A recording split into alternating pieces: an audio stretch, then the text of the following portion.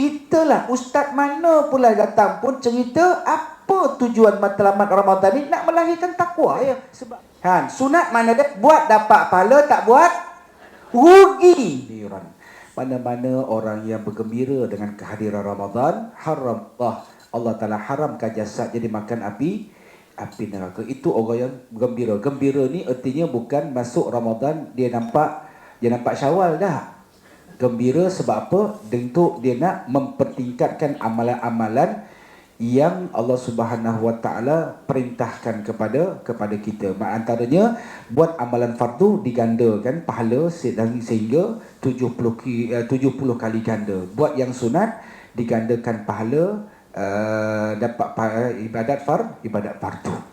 Baik, menyentuh tentang persiapan Ramadan. Saya kata kita dah buat persiapan Ramadan ni siap daripada Rejab lagi kan. Apa persiapan kita? Doa lah. Allahumma barik fi Rajab wa Sya'ban wa ballighna Ramadan. Makna dia 2 bulan dah kita doa ni. Itu antara persiapan dia. Jadi persiapan, saya nak sentuh 3 persiapan yang kita yang perlu buat sebelum masuk Ramadan. Berbaki lagi 2 hari lagi ni. Baik, yang pertama, persiapan kita untuk Allah. Yang kedua, persiapan kita untuk diri kita. Dan yang ketiga, persiapan kita untuk agama. Sebab nak menghubungkan kita dengan Allah adalah agama. Baik, persiapan kita dengan diri kita, persiapan kita dengan Allah, iaitulah apa natijah daripada puasa kita ni. Natijah puasa kita ni, makna dia ataupun matlamat daripada puasa yang kita laksanakan pada bulan Ramadan. Apa matlamat dia?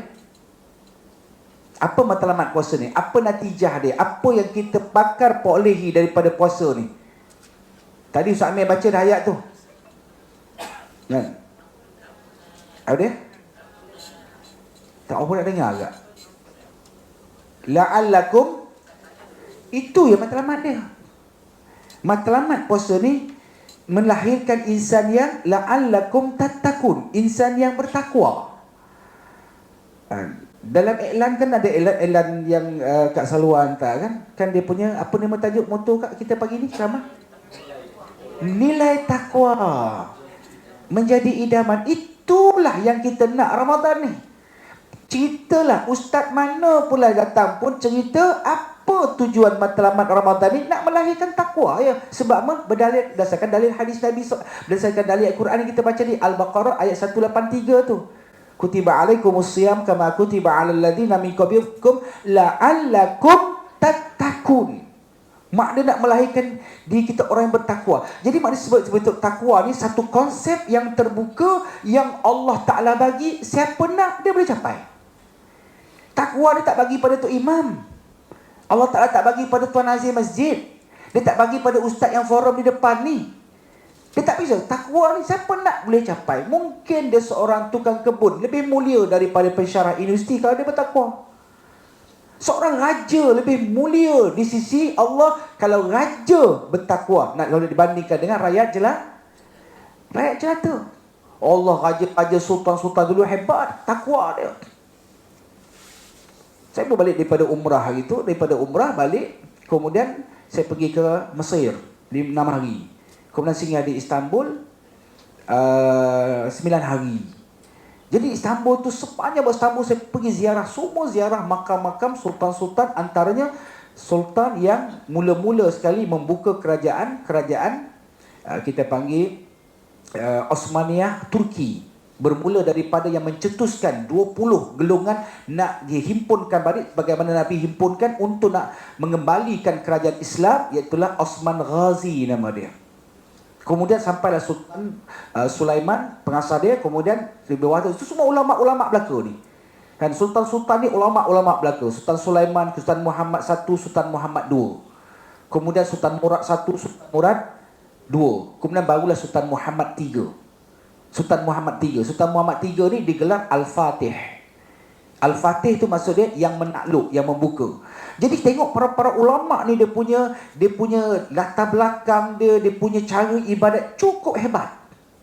Dan cukup hebat. Makna dia sultan-sultan ni lah yang untuk nak menjaga rakyat dia. Makna dia muda. Tengok punya makam dia, subhanallah, cukup harum, seharum semerbak. Nak dibandingkan dengan makam Mustafa Kamal Atatürk yang bau dia, subhanallah. Sebab itulah di Istanbul ni terlalu banyak tempat-tempat makam para ulama ni. Makna dia ulama-ulama yang bawa Islam sehinggalah sebelum kejatuhan kerajaan Bani Osmaniyah pada tahun 1942 tu. Jadi apa saya nak gambarkan di sini, seorang raja tu lebih mulia daripada rakyat jelata kalau raja bertakwa. Satu konsep yang terbuka. Jadi makna dia cerita tujuan kita berpuasa tu itulah kita nak memburu takwa. Apa maksud takwa? Takut pada Allah. Satu. Yang kedua, al-amalu at-tanzil. Sejauh mana kalau kamu boleh mengamalkan isi kandungan Al-Quran yang Allah telah turunkan. Yang ketiga kata Sayyidina Ali, al-istiqna'u bil akhirah. Sejauh mana kita boleh ingat kepada kematian. Ingat kepada kematian. Sebab tu kena selalu ingat pada kematian. Pesan ke anak kita, walaupun kita muda lagi, kalau apa-apa jadi pada mak, buat begini. Kalau jadi pada abah, begini. Ingatkan selalu. Apalah abah ni kira. Kalau anak saya dia bising, apalah abah ni cerita mati je. Tak apa, kena selalu kita mati ni. Sebab kita tak tahu kematian macam mana. Sebab mati ni Nabi sebut berada lebih hampir daripada urat leher kamu. Mati kita ni lebih hampir daripada urat leher kamu ni. Orang utara sebut hampir daripada urat tekuk hang kata. Ataupun mati ni berada di antara pejam dan celek. Kita pejam mata ni, kita celek cepat-cepat. Mati tu lebih hampir daripada tu kata Nabi. Sebab ibu dengan kuliah saya ni, jangan pejam mata.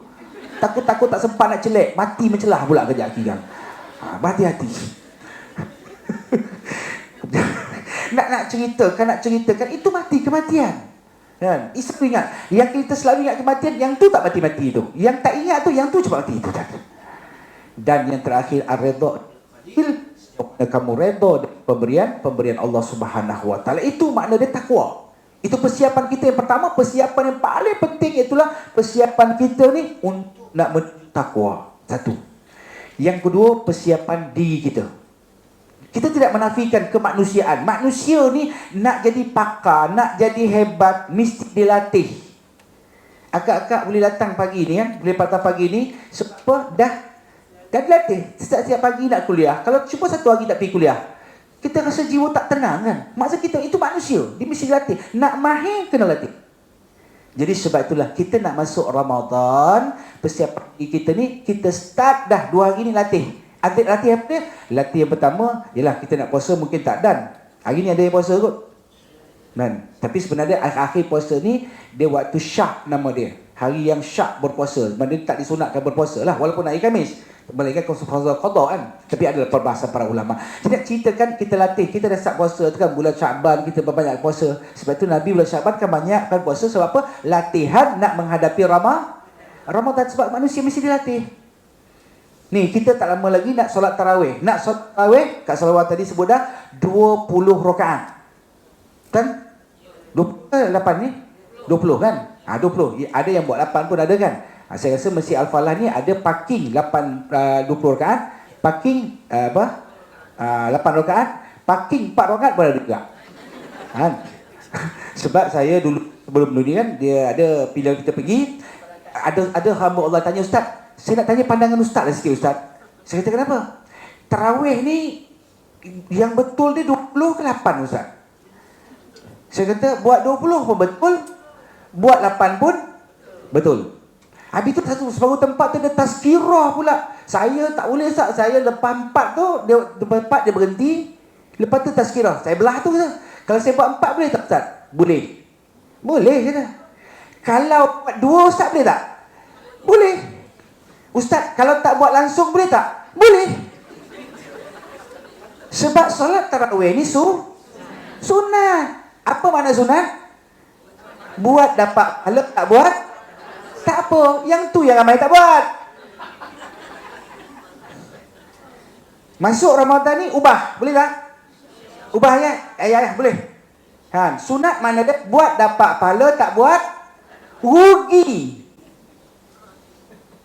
Tu, buat dapat pahala, tak buat rugi. Baru ada semangat sikit. Sembahyang tarawih 20 rakaat sunat. Buat dapat pahala tak buat? Ya. Puasa Isnin Khamis sunat. Buat dapat pahala tak buat? Rugi. Baca Quran sunat. Buat dapat pahala tak buat? Rugi. Baca sedekah sunat. Buat dapat pahala tak buat? Rugi. Ayah-ayah berpoligami sunat. Buat dapat pahala tak buat?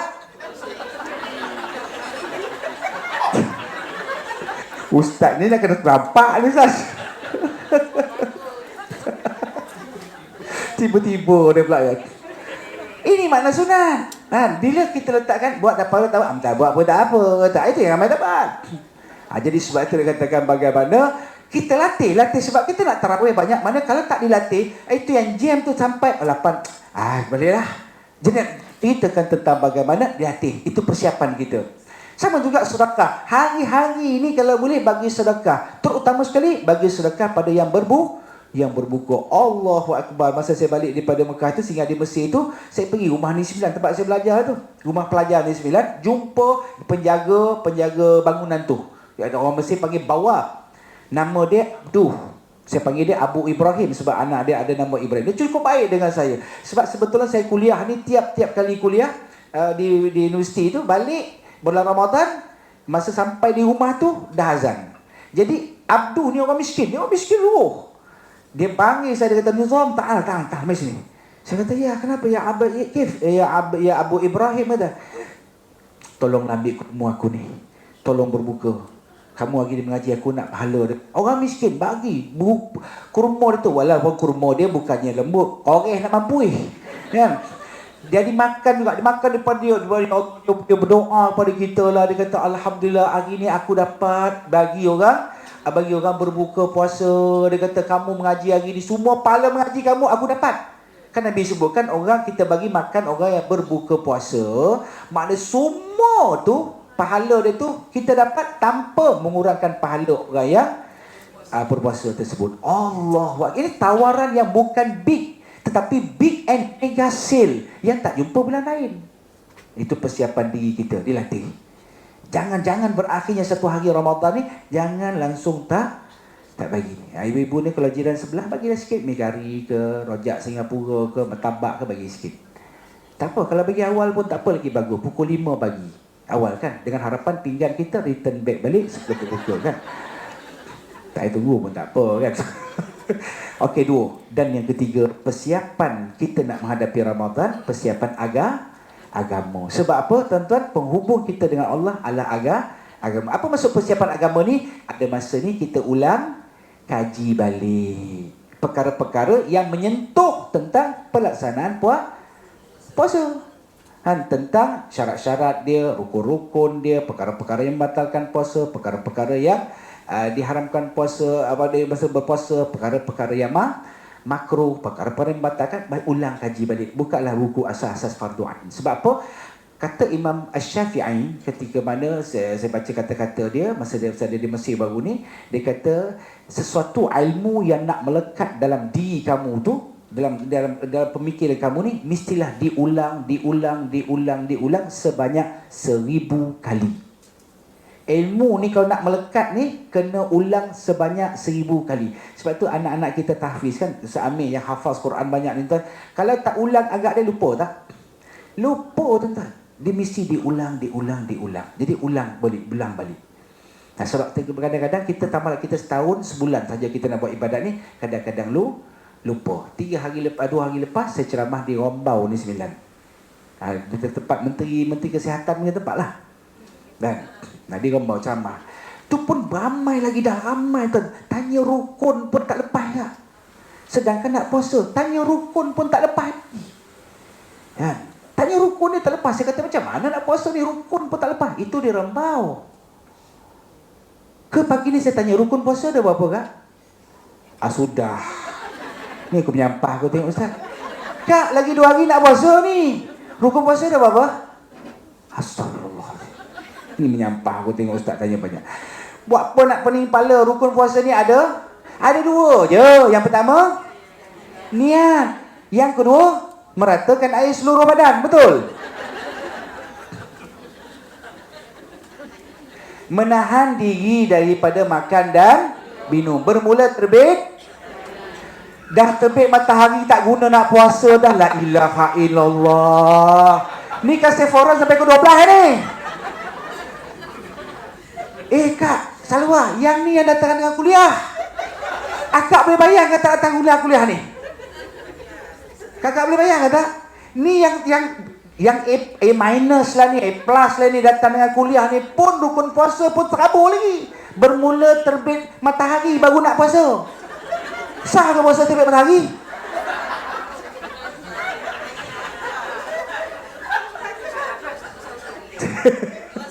Saja ya kan?